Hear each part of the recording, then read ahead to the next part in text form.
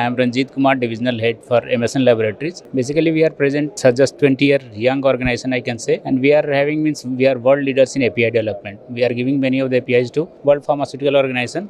And today we all have come to participate in the CSI program. Basically, we are leaders. We are bringing only those products in India who are very critical and differential in nature, where either innovators are present, not present, or if they are present at very high price. Many of the brands we have brought very first time in India. Like recently for this heart in making the PCI safer, we have launched this Cangril or which no any other organization is having. So that way we are making the very difference to Indian patients. Even in urology, we have launched one brand, fesoterodine, where no any other organization is present.